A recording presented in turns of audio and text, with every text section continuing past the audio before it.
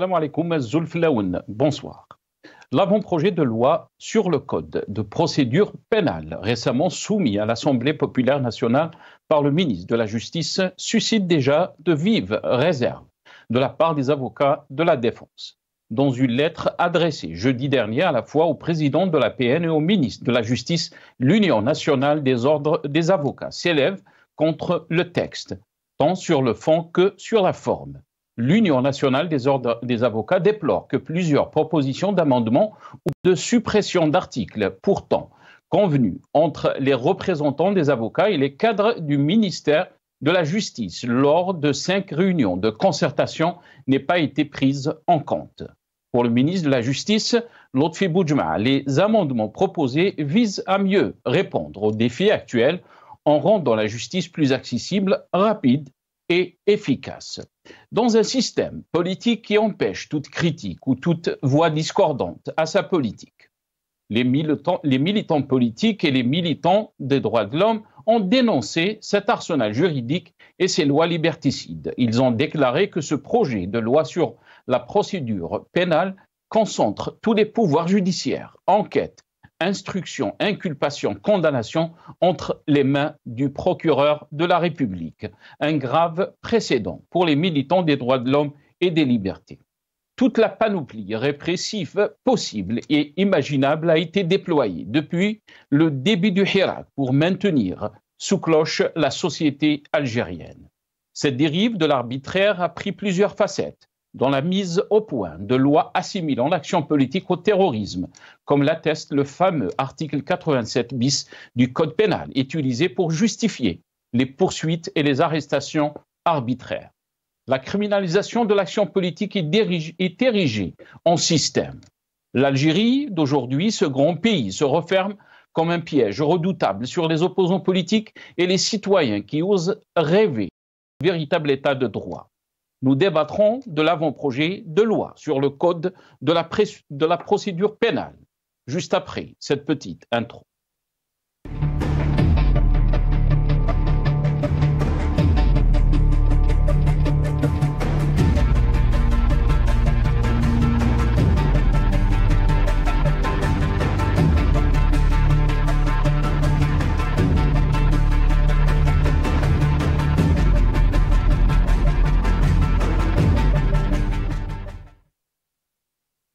Algérie, un nouveau code de procédure pénale jugé dangereux et liberticide. C'est le titre de notre émission pour ce soir. Et pour en parler, j'ai le plaisir d'accueillir M. Mohamed Zian Rahmoun, militant des droits de l'homme, mais aussi représentant de Riposte International au Royaume-Uni. Il est avec nous depuis Londres via Skype. Mohamed Zian Rahmoun, bonsoir. Merci beaucoup d'avoir accepté l'invitation. Azul Filay. Bonsoir Nassar. Tout le plaisir est pour moi. Je salue votre invité ou vous invitez ainsi que les téléspectateurs. Merci encore pour l'invitation. Merci beaucoup Mohamed Mzian Rahmoun d'avoir accepté l'invitation. On a le plaisir aussi d'accueillir M. Azdine Toumi, militant politique. Il est avec nous par téléphone depuis Alger. Azdine Toumi, bonsoir. Merci beaucoup d'avoir accepté l'invitation. Marhaba bik, Azdine. Bonsoir mon ami Nassar. Merci à vous de m'avoir invité. Bonsoir à tous vos invités. Bonsoir à tous les téléspectateurs de la chaîne Magharibia et j'espère qu'on va débattre de cette question importante dans ce débat.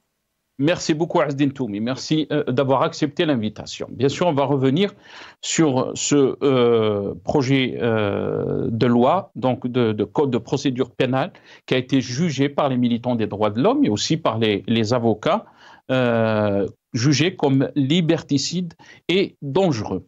D'abord, on va écouter les déclarations du ministre de la Justice algérien concernant donc cette loi. لازم نتفاهموا علاش قلت لكم نعيشوا ظروفنا ونخرجوا نموذج جزائري تاعنا، يعني علاش المشاكل تاعنا ما نستوردش نموذج من الخارج ونطبقوا على الشعب الجزائري. لا.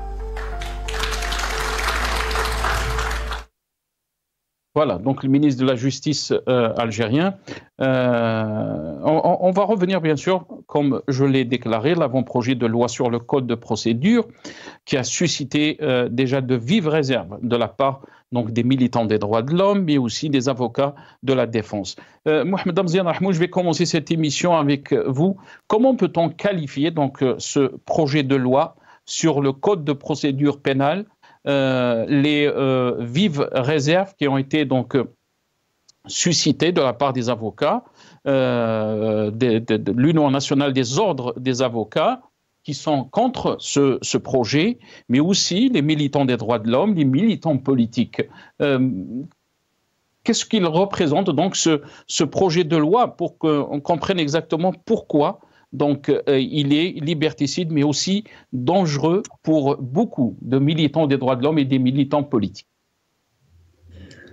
Premièrement, les praticiens du droit, donc représentés par l'Union nationale des ordres des avocats, ont émis beaucoup de réserves et encore, ils ont proposé beaucoup d'amendements qui n'ont pas été écoutés. C'est dire que, normalement, puisqu'ils sont praticiens, ils sont au fait de l'exercice du droit, des libertés, et dans un fonctionnement démocratique, ils devaient être écoutés. Malheureusement, comme vous le savez, ils n'ont pas été écoutés. Au contraire, ce projet de loi n'a tenu aucunement d'aucun de leurs propositions. Déjà, on se rend compte que, si vous voulez, qu'est-ce que représentent pour eux les avocats et les praticiens du droit. Mais permettez-moi de contextualiser un peu plus ce texte parce que il faut le prendre dans un contexte, parce que l'analyse politique peut nous aider à comprendre, si vous voulez, l'essence même de ce texte, si vous voulez, qu'ils essayent de faire adopter. Premièrement, nous savons tous qu'en Algérie, beaucoup militent pour l'indépendance de la justice, qui est un préalable à un état de droit et un état démocratique. Mais ce texte donne plus de pouvoir au parquet général. C'est un déséquilibre apporté en termes de poids, c'est-à-dire on se retrouve avec des procureurs qui sont en même temps des procureurs, des juges d'instruction et en même temps des juges, c'est-à-dire des juges qui donnent des sanctions. Or, ceci est un grand déséquilibre et comme les procureurs et le parquet général dépendent de l'État, ils représentent le ministère public, c'est tout simplement la même mise de l'État sur la justice, ce qui est une dérive très grave. En même temps, ce texte, si vous voulez, il ne respecte pas ni, si vous voulez, le pacte international relatif aux droits civils et politiques, qui a été ratifié, je tiens à le dire, en 1989 par l'Algérie, et qui est un texte supra-constitutionnel. Donc, il devait le respecter lettre par lettre. Or, ce texte qu'ils essaient de faire passer contredit complètement l'article 14 du pacte international relatif aux droits civils et politiques qui parle de la présomption d'innocence. Je tiens à rappeler c'est quoi la présomption d'innocence. C'est que l'accusé c'est à l'accusation de démontrer la culpabilité. Il est considéré innocent jusqu'à ce que toutes les preuves convergent vers sa culpabilité. Or, dans le texte qui a été élaboré, on se rend compte que le procureur, sur la base de simples indices, peut tout simplement accuser une personne. Il peut bien évidemment l'entendre, il pourrait même l'inculper, ce qui est une dérive très très grave. En même temps, dans un contexte algérien, avec tout ce qui se passe, donc les crises, les propos du président à l'encontre de Boualem Sansal, qui sont contre l'article 12 de la Déclaration universelle des droits de l'homme, donc si vous voulez que je vous le lise, je vais vous le lire, tiens, c'est une occasion pour que les téléspectateurs le savent. Nul ne sera l'objet d'émissions arbitraires dans sa vie privée, sa famille, son domicile ou sa correspondance, ni d'atteinte à son bonheur et à sa réputation. Toute personne a droit à la protection de loi entre de telles émissions ou de telles atteintes. Ça vous rappelle bien évidemment les déclarations assez lourdes contre Boualem Sansal. Et c'est pour vous dire que nous vivons dans un contexte de dictature, rempli de crises, sur le plan géopolitique, avec si vous voulez, un conditionnement de masse. Le conditionnement de masse, c'est-à-dire la loi de la mobilisation générale, cette affaire des moutons qui n'a aucun sens, bien sûr, normalement. Tout ça fait en sorte de donner une image non seulement et en même temps, non seulement si vous voulez, d'un peuple faible, de tube digestif, qui est facile à manipuler pour lui faire oublier, si vous voulez, des affaires très importantes, celle de sa sécurité, parce que le régime algérien est en train de compromettre la sécurité en fait de l'Algérie, lui faire oublier des affaires de justice d'une répercussion très importante telle que l'affaire Amir DZ, de lui faire oublier tout simplement qu'il y a des populations, des franges de la société algérienne qui vivent, si vous voulez, d'une manière avec le peu de moyens qu'ils peuvent. Et d'ailleurs, je tiens à alerter à éclairer un tout petit peu votre lanterne sur un paramètre important, c'est que cette nouvelle, si vous voulez, cette brochure, si vous voulez, de loi, si vous voulez, c'est une loi qui consacre les classes en Algérie. Pourquoi je dis ceci? Alors, si on prend la protection des gestionnaires locaux, désormais, toute action judiciaire contre un dirigeant d'entreprise publique devra être précédée d'une plainte des organes sociaux de l'entité concernée et confirmée par un avis de l'autorité de tutelle. Je m'explique.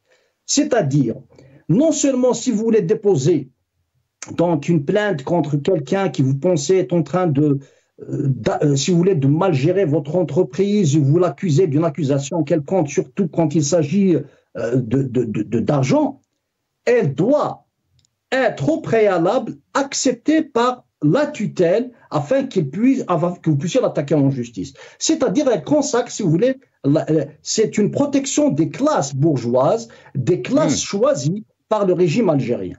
Mohamed, je m'excuse, je vais vous rendre la parole, mais pour le ministre de la Justice, Lotfi Boudjema'a, les amendements proposés donc, concernant ce projet de loi sur le code de procédure pénale visent à mieux répondre aux défis actuels en rendant la justice plus accessible, rapide et efficace. Ben, vous savez, là, pour ce qui est ce qu'on appelle quand un procureur reçoit des personnes, il essaie d'arranger entre eux à l'amiable et s'ils ne veulent pas, ben, vous savez, ceci existe déjà. Mais ce n'est pas comme ça qu'on va rendre la justice équitable, rapide. Une personne a le droit d'avoir un procès équitable. Je vous dirai pourquoi. Quand vous accusez une personne, ce n'est pas celui qui accuse qui doit le juger. Il faudrait qu'il y ait un juge qui doit juger une personne d'une manière impartiale et neutre. Le procureur peut émettre une accusation, c'est-à-dire il est là pour vérifier l'applicabilité de la loi, mais réellement, c'est au juge de décider, sans préjugés, sans parti politique pris, si vous voulez, de préjugés. Dans le cas des affaires, par exemple, si vous voulez, si le procureur essaye d'arranger deux parties quelconques, ça existe déjà réellement. Et si les personnes ne veulent pas, ils doivent passer tout simplement à la première instance, c'est tout. Mais le fond du problème, je viens de le citer, il y a des atteintes, il y a des dérives très graves, il y a le non-respect du pacte international relatif aux droits civils et politiques, il y a le non-respect aussi si vous voulez, dans l'esprit de la Déclaration universelle des droits de l'homme, chose qui est très grave aussi. Et le ministre, il veut se soustraire, si vous voulez. C'est comme, effectivement, l'Algérie algérienne, c'est très bien, mais la justice a des fonctionnements aussi universels. Il y a des standards internationaux, et l'Algérie se targuait, s'était fière de suivre les standards internationaux. Or, bien sûr, c'est faux. Et là, ils démontrent qu'ils ne veulent pas suivre les standards internationaux. Très bien. Reste avec nous, Mohamed Mziane Rahmoud. Azdine Toumi. Les militants des droits de l'homme, les militants politiques aussi, ont émis des réserves, mais aussi ont qualifié donc ce projet de loi de code de procédure pénale comme étant donc dangereux, mais aussi liberticide, puisqu'ils avancent que ce projet concentre tous les pouvoirs judiciaires, enquête, instruction, inculpation, condamnation, entre les mains du procureur de la République. Est-ce que vous pensez qu'on est dans une situation, surtout après 2019, après le Hirak, donc, où on veut maintenir la société algérienne sous l'emprise de cette justice, la justice qui est instrumentalisée. Quelle est votre réaction par rapport donc, à ce projet de loi, Azdin Toum? D'abord, même si il est important ce débat par rapport à ces amendements, et on a vu très bien comment l'Union des avocats algériens avait soulevé pas mal de questions sur ces amendements. Mais néanmoins, le vrai débat, il reste l'indépendance de la justice. Donc, c'est vrai qu'il y a parfois des problèmes de texte, de loi, mais le problème qui se pose c'est au niveau de l'application. Quand on prend même la constitution algérienne, il y a de beaux articles concernant les libertés, la création de partis politiques, les manifestations, etc. Mais sur le terrain, c'est tout le contraire. On a vu que rien de ça ne s'applique sur le terrain. Donc après, moi je pense que les éléments les plus importants, c'est que le régime, ce qu'il faisait avant, en instrumentalisant la justice, aujourd'hui, il veut le mettre, lui donner un cadre légal avec ces amendements, avec cette loi. Donc, pour ce qui se faisait sous la table ou sous les appels téléphoniques et des ordres, va se faire dans un cadre légal. Mais l'objectif principal étant donné comment se maintenir au pouvoir. Donc, le régime est en train de se munir, comme vous l'avez bien dit, depuis 2019, d'une panoplie de lois et de se donner les moyens, notamment en amendement, en texte, en cadre juridique, pour pouvoir réprimer toute voix discordante, réprimer toute opposition, pour pouvoir se maintenir au pouvoir. Et on a vu cette répression avant, elle concernait uniquement l'activité politique, associative, etc., et syndicale. Aujourd'hui, elle est en train de s'étendre d'une manière effroyable, touchant des secteurs comme le commerce, l'économie et dans d'autres, dans le domaine social, etc. On a vu beaucoup d'emprisonnements, donc beaucoup de peines lourdes, vraiment très lourdes dans ce qu'ils appellent dans le cadre de la spéculation et tout, mais en fait, ils sont en train de complètement déstabiliser le marché national et déstabiliser la société algérienne tout court. Donc, après cette fuite en avant dans les responsabilités, on a vu glisser sur ces derniers amendements, ils ont glissé cette histoire de la décriminalisation des erreurs, ce qu'ils appellent des fautes de gestion ou erreurs de gestion. Par contre, donc il y a un responsable local ou ailleurs. Les citoyens ne peuvent pas porter plainte, ne peuvent pas dénoncer. Par contre, son responsable hiérarchique pourra le faire. Donc, c'est en quelque sorte soumettre l'administration, encore une fois, après avoir fait tout pour soumettre la société civile, pour soumettre les journalistes, la presse, soumettre la jeunesse. Et là, ils veulent soumettre l'administration au diktat du pouvoir pour, au final, se maintenir. Donc, voilà à peu près. Après, dans le détail, moi, vu l'expérience des amis et tout, qui sont par centaines, qui se sont retrouvés devant les juges, que ce soit emprisonnés ou contre judiciaire après ou acquittés après des mois de mandat de dépôt. Donc après, on a vu comment la justice a été dirigée de telle manière à punir. C'est beaucoup plus une justice punitive, notamment pour ceux qui ont des activités au sein du Hirak et pendant et après le Hirak, dans des activités liées à l'opposition ou à un militantisme quelconque par rapport aux libertés, etc. Donc aujourd'hui, le vrai débat, c'est comment libérer la justice dans notre pays. Après, les textes, ils viendront après. Aujourd'hui, il n'y a pas une volonté politique de la part du pouvoir de libérer la justice, de la rendre indépendante. Bien au contraire, il est en train de lui donner un cadre juridique à la répression et à l'instrumentalisation de la justice. Très bien. Restez avec nous, Azdine Toumi.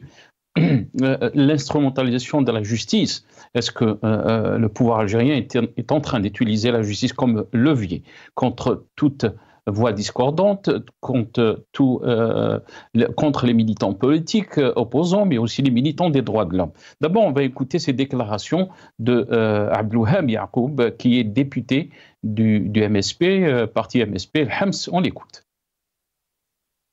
سيد الوزير، لقد جاء دستور 2020 استجابة لإرادة شعبية مؤكدا على سمو حقوق الإنسان واستقلال القضاء. فكيف يعقل أن يأتي هذا المشروع في بعض مواده ليقلص تلك الضمانات ويعطي الأولوية للسرعة الإجرائية على حساب العدالة؟ لقد بات من الواضح سيد الوزير أن هناك ثغرات خطيرة تهدد كرامة المواطن وحريته، ومنها أولا منح النيابة العامة سلطة التوقيف في حالة التلبس، وهو انتكاسة لمبدأ القاضي الطبيعي وإضعاف لرقابة القضاء على حرية الأفراد. ثانيا تعميم نظام المثول الفوري والاعتراف المسبق بالذنب الذي يحول العدالة إلى خط إنتاج سريع على حساب حق الدفاع وقرينة البراءة. Voilà, Abdelouhab donc Yacoubi, qui a critiqué, député du MSP Hams, donc qui a critiqué ce projet de loi sur le code de procédure pénale. Mais aussi, on va écouter Hicham Safr, qui est président de la commission des affaires juridiques à l'APN. Il dit, ou il justifie donc ce projet comme étant donc pour protéger les responsables. On l'écoute. هذا الشيء من شأنه أنه يوضع حد للدعاوي الكيدية وتخويف المسؤولين من الإمضاءات أو العمل وغيره. هذا الشيء نعتبره تجسيدا في دستور الحريات لإرادة المسؤول الأول على البلاد المتعلقة برفع التجريم على التسيير. Voilà, donc Mohamed Damzian Rahmoun, est-ce que c'est pour combattre, donc on l'a entendu, Rafa' al-Tajrim, yani al-Tassir, protéger les responsables, ou bien au contraire, c'est pour museler encore plus les militants politiques, les militants des droits de l'homme? On a vu par exemple les dernières visites des rapporteurs spéciaux des Nations Unies concernant la question des droits de l'homme, que ce soit M. Voul ou Mme Lelor, ont critiqué ces lois, déjà qu'ils ont trouvé liberticides. Est-ce que vous pensez avec ce projet, la boucle est bouclée, si on peut dire, concernant donc la liberté, les libertés ou les droits de l'homme en Algérie? En fait, elle est déjà, nous avons, si vous voulez, la réponse quand l'article 87 bis a été utilisé, il a été amendé et utilisé. Déjà, nous avons ce qu'on appelle un aperçu de la tendance. Et encore, il faut connaître le régime algérien et son ADN pour savoir que tout ce qu'il fait, il est en train d'essayer de s'arranger, de se maintenir. Qu'est-ce qui a changé? Ils ont tout simplement essayé de draguer, si vous voulez, la classe moyenne, en essayant de garantir certains privilèges par des augmentations salariales, alors que les couches basses de la société, elles ont été négligées. Deuxièmement, ils sont en train, si vous voulez, d'enlever la peur pour le gestionnaire. Donc, il y a une certaine bourgeoisie qui sont en train de se faire entourer pour se maintenir. Ils n'ont pas besoin de tous les Algériens, ils ont besoin si vous voulez, de certains nantis, et de certains privilégiés, et de certains qu'ils veulent encore rassembler autour d'eux. Ça, si vous voulez, c'est comment ils vont essayer d'avoir une population. Qu'est-ce qu'ils essayent d'utiliser? La peur et bien sûr l'instrumentalisation de la religion. Ce sont deux éléments que le pouvoir algérien utilise en parlant de valeurs, de conservatisme et bien évidemment la peur. N'oublions pas que la peur est un ingrédient qu'on peut utiliser pour parler du syndrome de Stockholm, Parce que si vous faites peur à si vous voulez, c'est quand vous êtes pris une prise d'otage, il y a une personne qui vous prend en otage et qui vous fait peur, vous allez au fur et à mesure devenir un amoureux, un admirateur de votre propre persécuteur. Donc cette peur, ajoutée, si vous voulez, à l'utilisation de la religion, à des fins politiques bien sûr, fait que le régime algérien aussi se donne le droit de faire des lois pour essayer de réaliser son projet. Mais le problème, c'est que dans l'histoire des Algériens et des Nord-Africains, à trop vouloir pousser un peu plus le bouchon, ça peut créer, je dirais, des situations non gérables. Et dans la tête du régime algérien, il se dit, peut-être, je ne suis pas sûr, je ne sais, je m'imagine pourquoi ils osent, si vous voulez, fermer davantage. Ils se disent que personne n'a intérêt à déstabiliser l'Algérie, parce qu'avec le nombre de réfugiés qui existent, qui sont en Europe, Libyens, Soudanais, Yéménites, Afghans, personne ne veut encore de réfugiés qui viendraient des pays nord-africains. Parce que déstabiliser l'Algérie, c'est aussi déstabiliser le Maroc, la Tunisie, compliquer davantage la Libye, les pays du Sahel. Il se dit qu'ils vont nous laisser tranquilles. Mais il oublie que dans un monde aujourd'hui où il y a une volonté de créer un nouvel ordre mondial avec des extrêmes droites aux États-Unis, en Russie et un peu partout, peut-être que certains voudraient bien sacrifier complètement l'Europe dans cette perspective. Ils ne se disent pas que peut-être que certains ne veulent même pas que l'Europe puisse être forte. Au contraire, c'est un monde tripolaire où il y aura des équilibres autour de la Chine, de la Russie et des États-Unis et quelques pays. Il n'a même pas fait peut-être ce scénario, qui peut être un scénario très probable aussi. Donc il faut qu'il arrête de jouer au feu. Là, il est en train d'aller un peu plus loin. Il est en train de, si vous voulez, de reproduire des classes, etc. Et je tiens à faire une petite remarque. Et pourquoi, d'après vous, Mohamed Amzian Rahmoun, pourquoi on a proposé ce projet de loi que même l'Union nationale des ordres des avocats ont critiqué. Et n'en parlons pas aussi des militants des droits de l'homme, des opposants politiques. Pourquoi, d'après vous? Est-ce que c'est pour... parce qu'on a entendu aussi ces derniers mois que l'Algérie est visée par des complots, la stabilité de l'Algérie est très importante, qu'on doit s'unir dans un moment très difficile.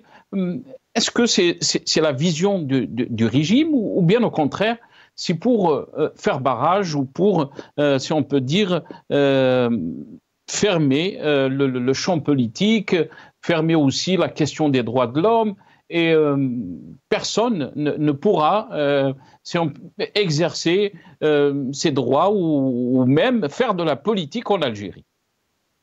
Moi, il me semble que la réponse est simple. J'analyse d'une manière très simple. Si je veux réaliser un changement dans une corporation quelconque, ma première oreille, si vous voulez, ma première écoute, ça va être les praticiens du droit déjà.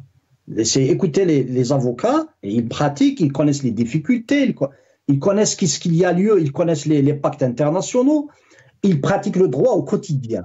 Donc c'est le fonctionnement démocratique, il faut écouter. Si j'ai envie, par exemple, d'apporter un plus dans la corporation de la santé, je vais écouter les médecins, les praticiens, les chirurgiens qui vont m'aider à réfléchir.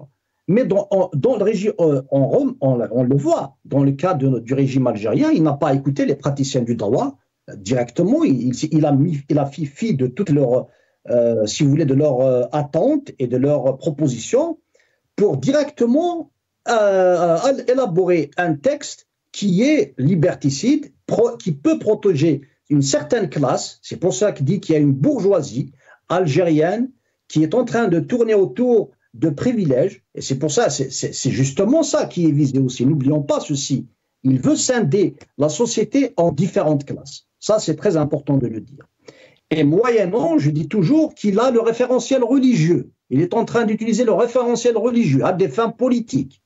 Et c'est pour ça que vous n'allez jamais entendre les oulémas dénoncer ce genre de loi, ni dénoncer l'article 87 bis. Parce que ce sont aussi des fonctionnaires à la solde de l'État. Donc, et pourtant, on a entendu le député Mohamed, on a entendu le député des MSP, Yacoubi, Abdelwahab Yacoubi, qui a critiqué ce projet de loi. Mais avant de critiquer, il a fait l'éloge de la Constitution 2020, alors que la Constitution 2020 est une constitution assez quand même liberticide. Il donne à l'armée des pouvoirs institutionnels. Et en même temps, dans un cadre de démocratie de façade, dans une Assemblée nationale, est-ce qu'il a quitté l'article 87 bis? Est-ce qu'il s'est levé contre? Est-ce qu'il s'est levé contre tous les détenus d'opinion? Ça, c'est de la démocratie de façade, c'est du théâtre. Maintenant, un militant pour les libertés, il doit être pour les libertés. On doit le voir contre l'article 87 bis, contre les détenus d'opinion. On va voir son opinion par rapport à l'emprisonnement de Cherif Mellel, dans l'affaire Boualem Sansal. Qu'est-ce qu'il pense de la géopolitique maintenant? Est-ce que réellement le régime algérien ne constitue pas un danger pour l'Algérie? C'est ça. Maintenant, ça c'est du cinéma pour moi, c'est du théâtre, malgré que le deuxième volet de ça, si vous voulez, de ce qu'il dit est louable, mais tenant compte de ce que je viens de dire, pour moi, c'est du théâtre. Il ne fait que, si vous voulez dire qu'il y a un semblant de débat dans un parlement, alors que le parlement est une caisse d'enregistrement. Très bien. Restez avec nous, Mohamed Afzian Rahmoun.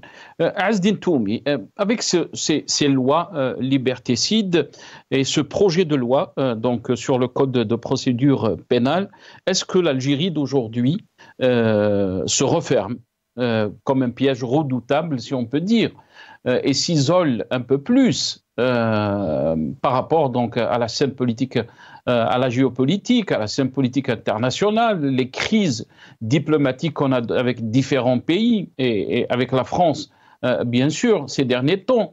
Est-ce que vous pensez que l'Algérie s'isole surtout par rapport donc à ces lois qui ont été critiquées même par les Nations Unies, l'organisme donc des Nations Unies? On l'a entendu avec les rapporteurs des Nations Unies, M. Woul, Mme Lelor, qui ont critiqué donc ces lois, Azzdine Toumi. Oui, l'isolement du pays, il a commencé déjà depuis un moment. Pendant le Hirak, il y avait une image extraordinaire qui a été renvoyée par le peuple algérien à travers le monde. Mais aujourd'hui, 6 ans après, c'est une image catastrophique qui est en train d'être renvoyée par le régime. Donc après, sur le plan diplomatique, c'est vrai que le pays a été non seulement isolé, mais fragilisé. C'est ce qui a abouti à des schémas où l'Algérie est appelée à se confronter à des problèmes sérieux, notamment au Sahel ou ailleurs. On ne sait pas comment les choses vont évoluer, mais ça pourrait être grave. Mais au même moment, avec tout ce que fait le régime à l'intérieur, donc en essayant un petit peu ces derniers temps de reprendre un petit peu ses relations à l'extérieur, quand il a vu qu'il a été pratiquement lâché par plusieurs capitales dans l'Occident et qu'il est en train de perdre petit à petit cette légitimité extérieure. Donc à l'intérieur, il est en train de tout verrouiller. Et c'est le danger, c'est que le régime lui-même est en train de s'isoler avec cette perte de soutien à l'extérieur et son détachement complet de la société.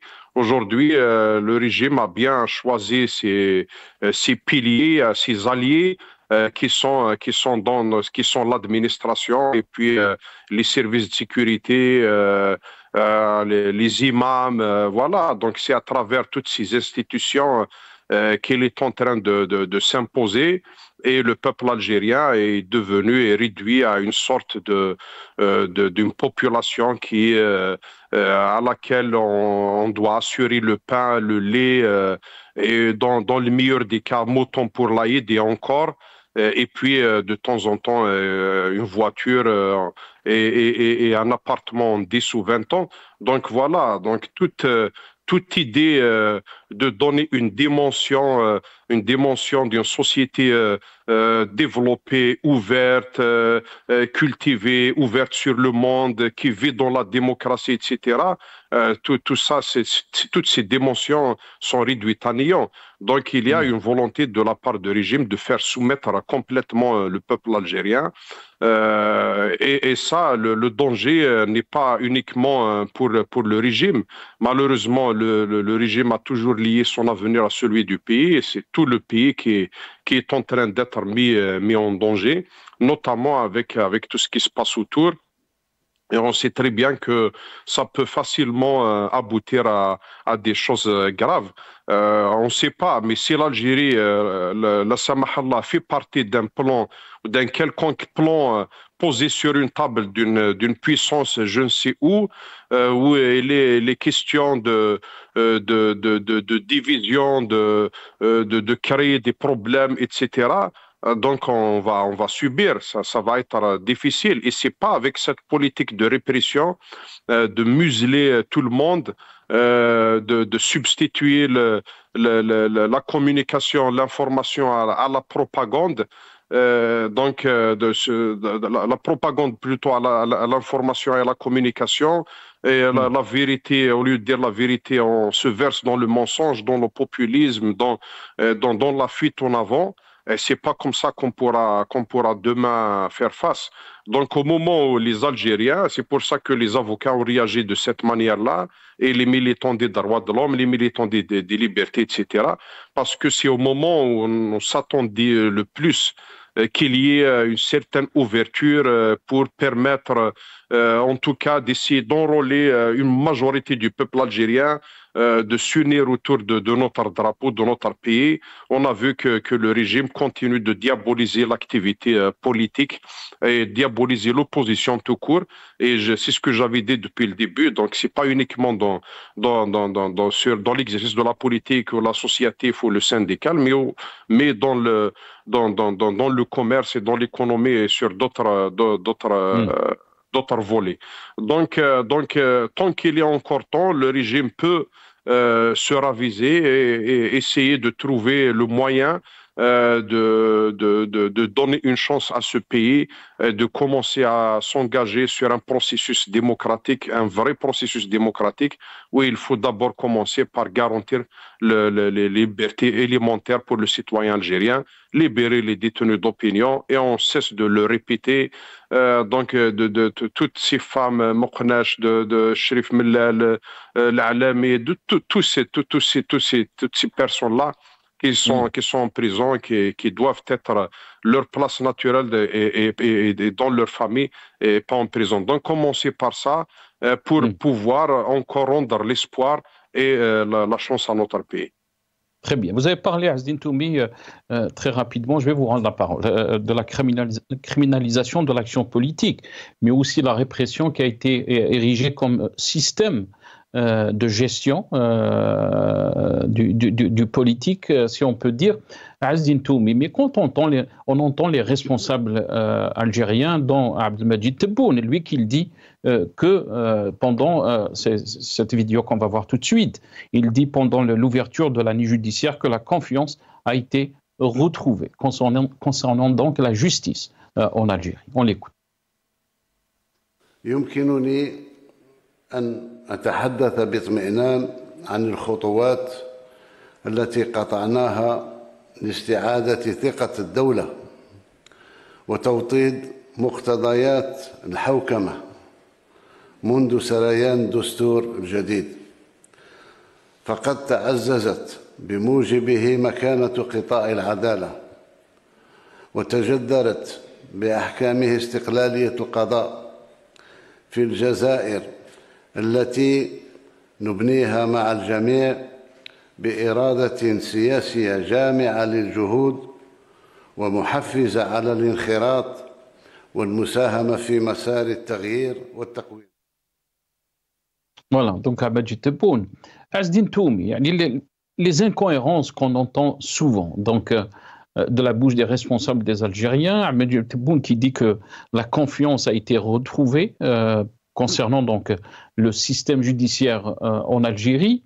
Quand on déclare des choses comme ça, alors qu'on sait très bien que les Algériens, vous avez parlé des détenus politiques, des détenus d'opinion, la répression qui touche tous les opposants politiques, qu'ils soient même journalistes ou même un militant politique qui poste quelque chose sur les réseaux sociaux, il est poursuivi en justice. Est-ce que vous pensez qu'ils sont conscients de la situation que vit notre pays, que traverse notre pays, puisque vous-même, vous avez parlé du danger qui guette notre pays? Non, d'abord, pour parler de la confiance, il faudrait qu'il y ait... Comment il mesure la confiance, d'abord, quand il dit ça? Forcément, on peut la visualiser quelque part. Moi, je pense que le meilleur baromètre, c'est le taux de participation aux élections. Donc, d'abord, le peuple algérien ne faisait pas confiance à la Constitution parce qu'il n'a pas participé massivement. On a connu un taux de participation autour de 23%, moins de 24% en tout cas. Donc, après, 4 ans après, on a vu, ou 3 ans après, aux élections présidentielles, on a vu ce qui s'est passé. Celle de 7 septembre dernier. Donc, on a vu dans quelles conditions les résultats ont été donnés et tout le monde savait que le peuple algérien n'a pas participé massivement. Donc, après, moi, je m'arrête sur ce baromètre-là qui est celui de taux de participation aux élections. Après, pour eux, je ne sais pas quelles sont leur échelle de mesure. Mais voilà, après, c'est vrai que l'échec a conduit à ce qu'ils sont conscients ou pas, mais en tout cas, l'échec de donner espoir au peuple algérien, à la jeunesse algérienne, l'échec de trouver des solutions, ne serait-ce que pour des questions des trucs élémentaires, notamment des denrées alimentaires. Ils n'arrivent même pas à stabiliser le marché. Parfois, ils parlent donc des produits importés, même les produits qui sont produits localement, comme la pomme de terre, etc. Donc, face à cet échec à tous les niveaux, ils savent très bien que le peuple algérien a perdu confiance dans les responsables pour qu'ils puissent trouver des solutions à leurs problèmes. Donc, les jeunes qui ont l'occasion de partir, ils sont en train de partir parce que les haragas aussi, c'est un autre baromètre de manque de confiance. Le nombre de jeunes qui sont en train de partir traduit essentiellement leur manque de confiance d'avoir un avenir meilleur dans notre pays. Donc, face à cet échec, donc il faut le verrouillage. C'est la seule solution qu'ils trouvent. Et puis, vouloir tout contrôler, arriver au point de faire croire aux Algériens que les années 70 et les années 60 où l'État contrôlait même le commerce, l'importation, etc., étaient les belles années de l'Algérie. Donc, voilà, c'est ça aussi, ça constitue l'essentiel de la crise de ce régime depuis 62 à ce jour, c'est qu'on a des gens qui sont au pouvoir, qui regardent, qui gèrent le pays avec les rétroviseurs. On a une jeunesse qui est portée sur l'avenir, sur l'intelligence artificielle, sur de nouvelles perspectives, sur de la fraîcheur mentale, etc. Donc ils sont en train d'essayer de tout contrôler, même dans le commerce, dans l'économie. Il y a le retour, donc un retour important de la main de l'État, des institutions publiques dans le commerce, dans l'économie, donc partout, et ça s'ajoute à cette volonté de contrôler la scène politique et la scène médiatique. Donc vous voyez un petit peu, donc il y a un plan, il y a une feuille de route qui est en train d'être suivie pour gouverner dans ce pays en tournant le dos au peuple algérien ou contre la volonté du peuple. Donc on va gouverner par la soumission. Très bien. Merci beaucoup, Azdine Toumi. Restez avec nous. Mohamed Amzian Rahmou, je vais vous donner le mot de la fin. Bien sûr, en 2021, je pense que Emmanuel Macron, le président français, avait déclaré que le système politico-militaire, il parlait bien sûr du système politico-algérien, a été fragilisé par le Hirak. On observe bien sûr dans la scène politique algérienne depuis 2019, donc cette panoplie de lois liberticides, mais aussi de cette politique du tout répressif qui a monté graduellement, si on peut dire, après 2019. Est-ce qu'on peut dire que c'est un pouvoir et un régime qui est en force puisqu'il essaye de tout contrôler, ou bien au contraire, c'est des signes de faiblesse d'un régime finissant pour plusieurs observateurs? Qu'est-ce que vous en pensez très rapidement? C'est bien sûr, quand un régime a excellé dans la création des crises, quand un régime insulte l'intelligence des Algériens en créant des faux problèmes pour détourner l'attention alors que les Algériens n'ont pas détourné l'attention, quand il essaye de verrouiller davantage les espaces de liberté, quand il essaye de manipuler, d'instrumentaliser la religion, quand il essaye de faire peur à un moindre TikToker ou Facebooker, etc., bien sûr, c'est un régime qui est faible. C'est des signes de la faiblesse. Parce que, au contraire, quand un régime est fort, il s'occupe de choses très importantes, celles chantées dans les discours. Le développement personnel, le développement économique, l'ouverture sur le monde. Peut-on construire un pays qui n'est pas ouvert? Non. Par contre, la jeunesse algérienne l'a compris. C'est pour ça qu'il quitte. À chaque fois qu'elle a une occasion, elle quitte. La jeunesse a compris que pour qu'elle puisse vivre le monde d'aujourd'hui, elle doit partir ailleurs. Ils quittent leur famille. Ils quittent leurs enfants pour certains, rien que pour partir à l'étranger, souffrir. Et pourtant, Tebboune, on l'a entendu dernièrement, il a dit l'Algérie est enviée. Al-Jazair mahsouda. Eh oui, c'est du populisme. Il est envié par qui? On a des richesses, mais il faut avoir des idées. Est-ce que les États-Unis d'Amérique vont envier l'Algérie? La Russie va envier l'Algérie? Au contraire, il aurait dû réfléchir que parce que nous avons des richesses, on peut être convoité. Et pour éviter d'être convoité ou tout simplement d'être déstabilisé, il faut avoir un régime fort qui garantit la stabilité du pays. Avec l'équipe actuelle particulièrement, et le régime c'est le même depuis pratiquement du coup d'État de 1965, d'une manière, je dirais, si on va faire une analyse réellement sérieuse, à partir du coup d'État de 1965, un régime militaire a été installé en Algérie. Mais pour justement éviter que des mains étrangères veuillent déstabiliser l'Algérie, tel que font dans certains pays malheureusement connus, tels que la Libye, tels que le Soudan, etc., il faut avoir un régime qui puisse avoir la confiance de sa population, qui puisse donner une vision claire de l'Algérie, de l'avenir de toute cette jeunesse, de toutes ces femmes et hommes, qui est porté pour la modernité, qui est porté pour édifier une nation. Ce n'est pas un régime qui fait peur aux Algériens, à ses partenaires, aux pays voisins. Au contraire, moi je pense que c'est un élément d'instabilité et avec ce rythme, il est probablement le responsable, j'espère que non, on espère que non, on prie Dieu que ça ne va pas être le cas, mais ce régime, entre les mains, il est en train de détruire son pays petit à petit. Merci beaucoup, Mohamed Amzian Rahmoun. Je rappelle, vous êtes donc militant des droits de l'homme, mais aussi représentant de l'ONG Riposte Internationale, vous êtes basé à Londres. Merci à vous. Merci aussi à Azdine Toumi, qui est militant politique.